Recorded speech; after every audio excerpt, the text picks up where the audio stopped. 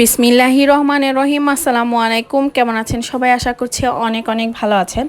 আলহামদুলিল্লাহ আমি অনেক ভালো আছি। ইয়াস মম কুকিং অ্যান্ড ব্লগে সবাইকে অনেক অনেক শুভেচ্ছা। আজকে কোনোভাবে রান্না করতে প্রস্তুত ছিলাম না, কারণ এতটাই অসুস্থ হয়ে পড়েছিলাম যে রান্না যে করব সেই শক্তিটুকু ছিল না, মাথাটা নিয়ে যে দাঁড়াবো সেই শক্তিটুকু ছিল না। তো এই ভিডিওটা অনেক আগেই করা, সেটাই আজকে আপলোড দিচ্ছি শুধুমাত্র আপনাদের সাথে কানেক্ট থাকার জন্য এবং কি আপনাদের সাথে সম্পর্ক স্থাপন করার জন্য। আর ভিডিওটি ভালো লাগলে অবশ্যই লাইক শেয়ার কমেন্ট করবেন। প্রত্যেকটা কমেন্ট আমার জন্য অনেক অনেক গুরুত্বপূর্ণ। তো আজকে কিন্তু বেশি কিছু রান্না করি নেই, কিন্তু এখানে যেহেতু আমি আগের একটা ভিডিও দিচ্ছি, এটা হচ্ছে চিচিঙ্গা ভাজি। আমাদের টাঙ্গাইলে কিন্তু চিচিঙ্গা বলেই ডাকে। আপনাদের কোন ডিস্ট্রিক্টে কী বলে ডাকে অবশ্যই আমাকে জানাবেন। তো আসলে অসুস্থ হলে মানুষগুলো চেনা যায়, কে আপন কে পর, কে আপনাকে ভালোবাসে কে আপনাকে ঘৃণা করে, সবই কিন্তু আপনি বিপদ বা অসুস্থ হলে বুঝতে পারবেন।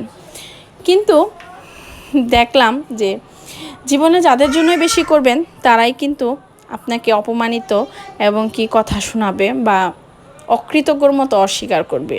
এটাই কিন্তু কোরআনেও লেখা আছে, মানুষ বড়ই অকৃতজ্ঞ।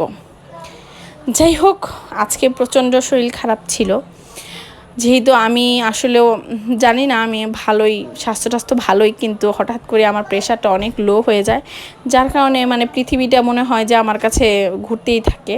আমি ঘুরি না, কিন্তু পৃথিবীটা আমার চারদিকে ঘুরতে থাকে, যার কারণে কোনো কাজ করাই আমার জন্য আসলে অনেক কঠিন হয়ে দাঁড়ায়।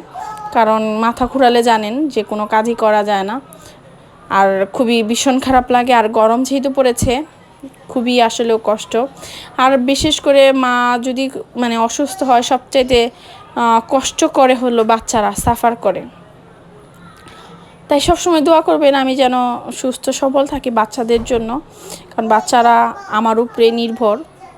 এর জন্য যতই কষ্ট হোক, তাদেরকে খাওয়ানোর জন্য, তাদের কাজ করার জন্য আমাকে উঠতেই হবে।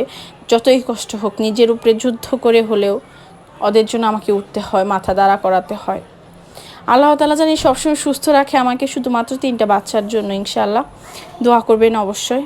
তো আজকে কিন্তু এই যে চিচিঙ্গা ভাজি করছি, আমি কিন্তু বরাবরই এই যে ইয়াতে করি, কালো জিরে দিয়ে করি। আপনারা কালো জিরে দিয়ে চিচিঙ্গা ভাজি করেন কিনা অবশ্যই জানাবেন।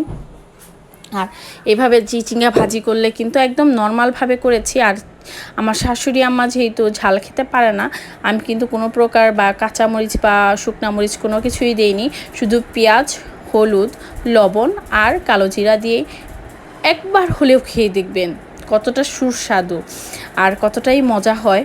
1 প্লেট থেকে 2 প্লেট ভাত কিন্তু অনায়াসে এই ভাজি দিয়েই খাওয়া যায়।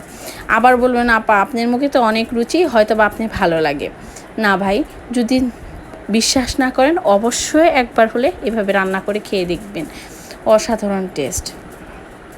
যাই হোক, অনেক কথাই তো বলে ফেললাম, না বলা না জানা অনেক কথাই বলে ফেললাম। ভুল হলে অবশ্যই মাফ করে দিবেন।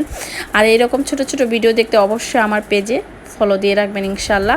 ভিডিওটি শেষ পর্যন্ত দেখে পাশে থাকার জন্য অসংখ্য অসংখ্য ধন্যবাদ। ভালো থাকুন, সুস্থ থাকুন, আল্লাহ হাফেজ।